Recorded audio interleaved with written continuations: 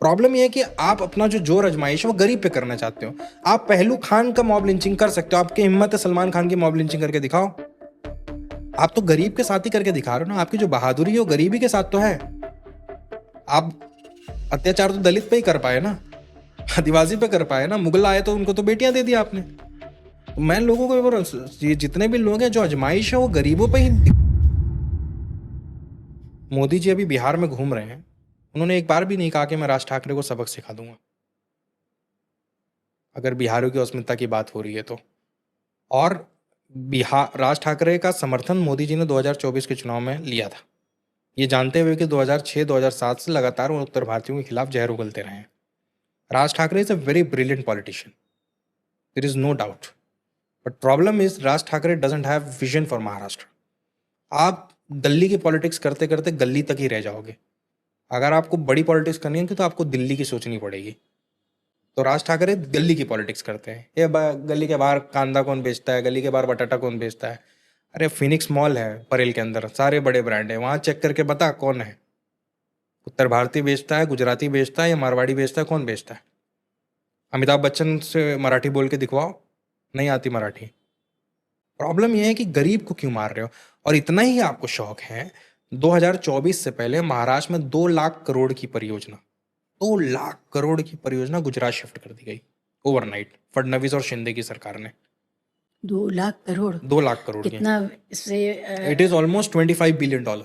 कितना employment generate होता? इससे लगभग 5.5 से 6 लाख एम्प्लॉयमेंट जनरेट होता। और ये मुंबई में नहीं हो रहा था।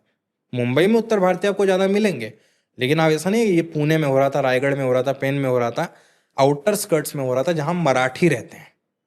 तो ये तो सच में महाराष्ट्र के लोगों का नुकसान हुआ। अब नुकसान हुआ, आपका उसके खिलाफ कोई रोष नहीं दिखता। प्रॉब्लम यह है कि आप अपना जो जोर आजमाइश है वो गरीब पे करना चाहते हो। आप पहलू खान का मॉब लिंचिंग कर सकते हो, आपकी हिम्मत है सलमान खान की मॉब लिंचिंग करके दिखाओ। अरे ना कहिए भाई। नहीं नहीं, मैं तो खिलाफ हूँ, मॉब लिंचिंग तो गलत है, लेकिन आप उस गरीब की कर सकते हो ना, क्योंकि आपकी वहां चलती है। अभी मैं राजस्थान में एक परिवार से मिलने गया था, मेवात के, जिनको जिंदा जला के मार दिया गया था।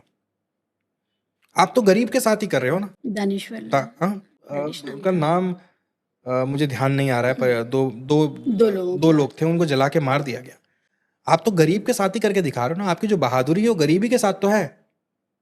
आप अत्याचार तो दलित पे ही कर पाए ना, आदिवासी पे कर पाए ना, मुगल आए तो उनको तो बेटियां दे दी आपने। तो मैं लोगों को ये जितने भी लोग हैं जो आजमाइश है वो गरीबों पे ही दिखा तो रहे हैं। महाराष्ट्र के बहुत से अच्छे प्रोजेक्ट्स अब गुजरात चले गए। गुजरात चले गए, और महाराष्ट्र में यूपी के लोगों का एक्सेप्टेंस बहुत ज्यादा है। अच्छा, आप मुझे एक मराठी बताइए जो यूपी जाकर मिनिस्टर बन सकता हो। लेकिन महाराष्ट्र एकमात्र स्टेट है जहां यूपी बिहार से लोग आके मिनिस्टर, एमएलए, एमपी तक बनते हैं। मिनिस्टर भी बनते हैं। गृह मंत्री, महाराष्ट्र का गृह मंत्री कृपा शंकर सिंह, जो आज बीजेपी में है, कांग्रेस के मुंबई अध्यक्ष हुआ करते थे और महाराष्ट्र के गृह मंत्री हुआ करते थे। उत्तर प्रदेश से। उत्तर जौनपुर से आलू प्याज बेचते थे बंबई में। अगर मराठी नफरत करता उनसे तो गृह मंत्री कैसे स्वीकार करता। एक और विधायक हुए नसीम खान, वो भी मंत्री रहे, वो भी यहीं यूपी से, अम्बेडकर नगर से। भाजपा ने बनाया है कई उत्तर भारतीयों को, एमएलसी बनाया है, मंत्री बनाया है। तो मैं लोगों को महाराष्ट्र एक्सेप्टिंग है, ये जो है ये बहुत टेम्परेरी चीजें हैं। बिहार से इतनी नफरत हो तो अनिल अग्रवाल जो वेदांता वाले हैं, वो 2 लाख करोड़ 3 लाख करोड़ रुपए कमाने की बात कहते हैं, वो बंबई में तो कमाया उन्होंने। अगर बिहार बॉम्बे इतना ही एंटी उत्तर भारतीय होता सोसाइटी वाइज आपको कभी नहीं मिलेगा। पॉलिटिक्स है, ये प्योर पॉलिटिक्स है। पर मुझे दुख इस बात का है कि राज ठाकरे की पार्टी की ये जो गुंडे हैं, ये जो गुंडई कर रहे हैं, इसका जवाब प्रधानमंत्री क्यों नहीं दे रहे हैं। नरेंद्र मोदी को इस समय 70 सीट लगभग यूपी बिहार से मिला हुआ है, फिर भी कुछ नहीं। महाराष्ट्र में उनके पास 11 सीट है। तो यानी उनकी सरकार यूपी और बिहार के नाम पर चल रही है, और वो लोग पिट रहे हैं, और मेरा प्रधानमंत्री उस पर कुछ नहीं बोलता है। वो कहता है मैं मोतिहारी को बंबई बना देना चाहता हूँ, तो बंबई में जो मोतिहारी का लोग रह रहा है उसको क्यों नहीं बचा रहे हो। वजह नहीं बोलेंगे, इनको पता है कि 2 मिनट में इनके सारे गुजराती एस्टैब्लिशमेंट खत्म हो जाएंगे बंबई में। हाँ, ये अडानी और अंबानी और लोधार, ये सारे महाराष्ट्र का जो पूरा चुनाव हुआ था, जो रिगिंग मैंने देखी है महाराष्ट्र के अंदर चुनाव में, वो सिर्फ धारावी के प्रोजेक्ट के लिए हुई है, अडानी के लिए हुआ है। धारावी का प्रोजेक्ट इतना क्रूशल है अडानी के लिए कि अडानी की जान अटकी हुई है, वो तोता है जिसमें अडानी जैसे जिन की जान अटकी है। और पूरा जो मतलब एक होता है रिगिंग तो होती है चुनाव में, लेकिन मतलब चुनाव आयोग ने जो रिगिंग की पराकाष्ठा को पार किया वो सिर्फ अडानी के लिए हुआ कि उसे किसी भी कीमत में बम्बई चाहिए थी। अब वहाँ के जो बेचारे झोपड़पट्टी में लोग रहते हैं उनका हालत तो क्या होने वाला है, कहाँ जाएंगे वो लोग? खत्म है कहानी। कहाँ? बम्बई की कितनी सॉल्ट पैन की लैंड्स थी, सब लोधा को दे दी गई क्योंकि लोधा उनके मिनिस्टर हैं। जो लैंड आप खरीदने जाएं आपको 4,000 करोड़ में मिलेगी, वो 200 करोड़ रुपए में मुकेश अंबानी को दे दी जा रही है। कॉन्फ्लिक्ट ऑफ इंटरेस्ट देखिए, यही सब बातें तो मीडिया ने रिपोर्ट करनी हाँ, थी और मीडिया भी मीडिया अंबानी नहीं अडानी का रिपोर्ट है। कर रहा है। नहीं, अंबानी अडानी मालिक हैं।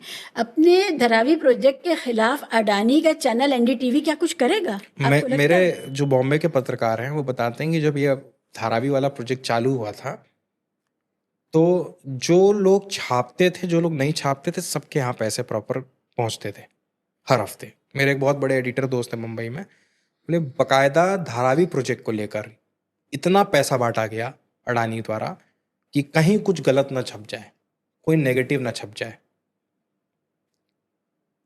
ये पैसा रिहेबिलिटेशन पर भी तो अडानी खर्च कर सकते थे, धारावी के उन लोगों पर जिनको वो विस्थापित करने जा रहे हैं। ये कैसा सोचते हैं, हमारे कॉरपोरेट सोचते किस तरह हैं? अगर घूस पे इतना दे रहे हैं और इस तरह के गैर कानूनी चीज़ों पर आप इतना खर्च कर रहे हैं, तो यही राहत अगर आप लोगों की ज़िंदगी में दे देंगे तो वो शांत हो जाएंगे। मैंने वही कहा ना, जिस बात हमने शुरू की थी, ये वैल्यूएशन का खेल है, ये वैल्यू का खेल नहीं है।